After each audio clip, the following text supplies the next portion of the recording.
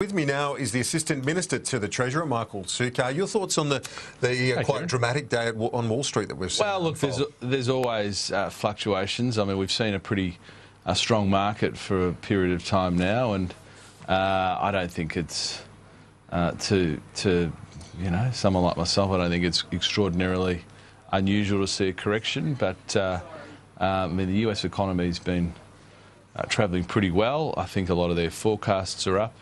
Obviously, you've seen a lot written following the company tax cuts in the US, which have really spurred a lot of investment. So, look, I mean, I'm not overly concerned about it. Locally, you've got a bit of work to do to convince people about the merits of the company tax cut. The Australia Institute poll suggests 2/3 of people would rather the money go into services, health and education. Well, Kieran, the Australian Institute's a left-wing advocacy group, a very hard left advocacy group, so I don't look at that. The question's pretty clear. Dollar for dollar, what is better to promote jobs and growth, company tax cuts or funding health and education? Well, push polling from left-wing advocacy groups I don't pay much attention to, but your point is not wrong.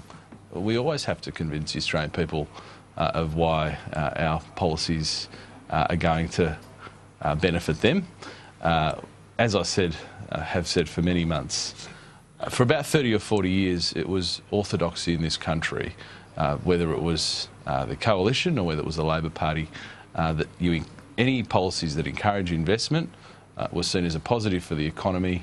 It led to jobs growth and it led to an increase in prosperity.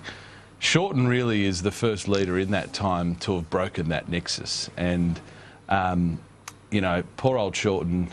I was watching his press conference the other day out in Melbourne with Jed Carney. This strikes me as a man who's speaking and not believing what he's saying. He is someone who, throughout his career, has tried to position himself as a unionist who understood business and worked with business.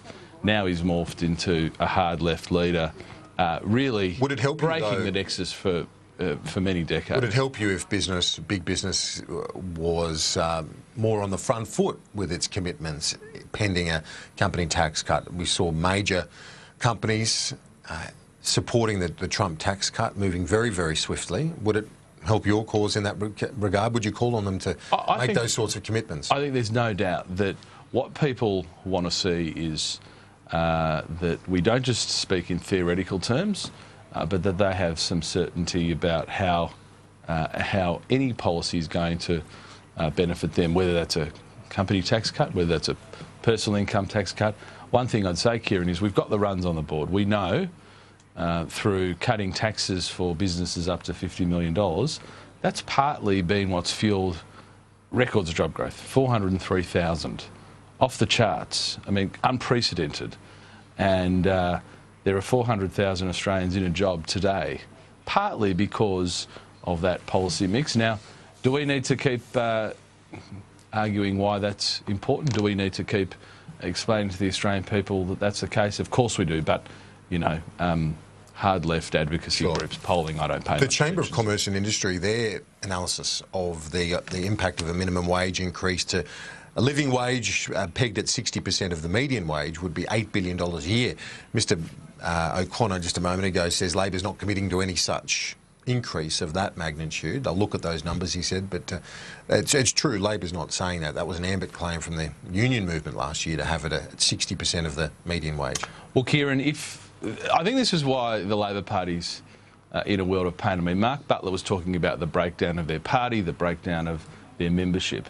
The problem is for the Labor Party that if you want to know what the Labor Party position on any given issue will be, all you need to do is get on the Greens website and look at their policies, and you know that in 5 or 10 years that will be Labor policy. So, Kieran, if you want to know what Labor policy is eventually going to be, have a look at what the Greens say. This is what we're seeing now in Batman.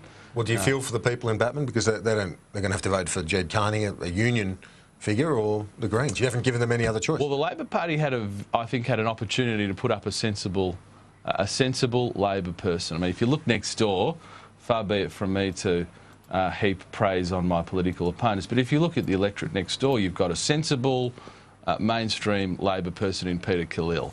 Instead, what they've gone for is someone trying to mimic the Greens in Jed Carney, someone who's been quite destructive. If you're a on the Liberal national supporter in stage. Batman, you're not giving them any choice.